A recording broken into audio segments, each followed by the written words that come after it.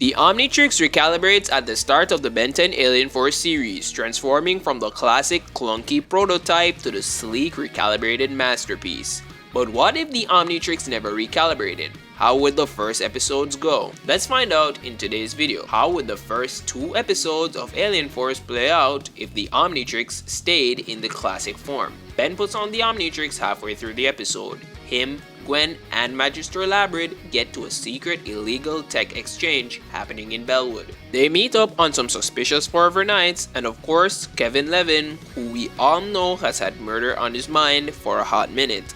Magister Labrid storms in to stop this trade, and it turns out that on the other end of this illegal trade-off are a gang of DN aliens. Team gets backed into a corner by both the DN aliens and the Forever Knights, and the only way out becomes relying on their ace, Ben Tennyson, and the power of the Omnitrix. Ben twists the dial, and instead of the Omnitrix going on pause, he slams down the watch's core and becomes Heat Blast. Ben charges at the Forever Knights, shooting a huge fire blast at them, taking them all down with basically one shot, potentially melting their armor onto their flesh. Damn, that might be lethal. He then turns to the DN aliens with fire in his eyes, and boy do they scatter, running to their truck trying to get away. Ben starts feeling himself, and as he is about to torch the truck, Kevin jumps right in front of him, and he begins to tell Ben off for blowing his deal and trapping him in the null void, and he lets Ben know that he has it coming to him.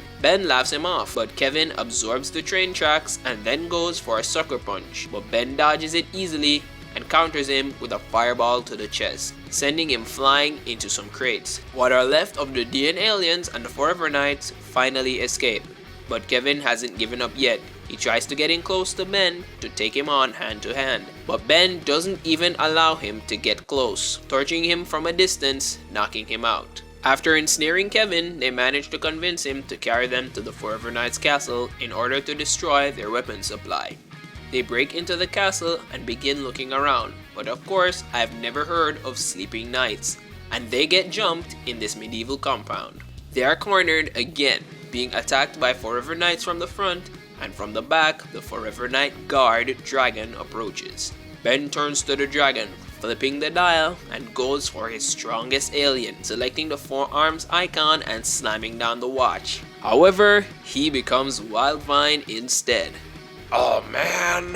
Ben lunges at the dragon, toppling it over, and while the rest of the gang take on the Forever Knights, Ben bombs the dragon with Wildvine's fruit pod bombs. The gang wraps up this fight, taking out the remaining Forever Knight weapons, but to their surprise, Magister Labrid has had a fatal hit and dies due to this damage. They try to track the location of the weapons using Gwen's magic, which leads them to a new alien base, swarming with DN aliens.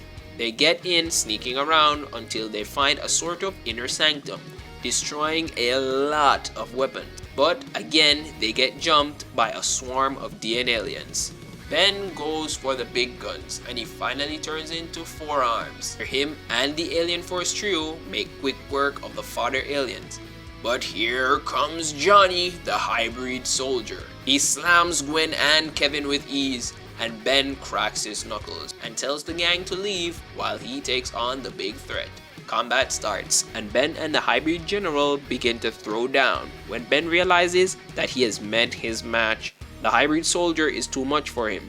He's much faster and much stronger than Ben. He beats him like a piñata and throws him out of the ship, humbling him. But as his ship takes off into the air, Ben decides that he won't take this lying down. He hops onto the ship as it flies away and starts to think of every way he can possibly take it down. While punching the outer walls of the ship, he gets an idea. He then does something that we are yet to see him do for the entire series up until this point. He turns the dial of the Omnitrix while in alien form, and he hauls the mothership out of the air. As it tumbles to the ground, he jumps off and shifts back to human form after timing out, falling down in the middle of nowhere. Gwen and Kevin arrive, and a new bond is formed, as the trio have now taken on a task that is much bigger than just one mothership. But what do you guys think? Should I do more episodes? Get this video to 1,000 likes before the week ends, and I'll do another episode. Subscribe!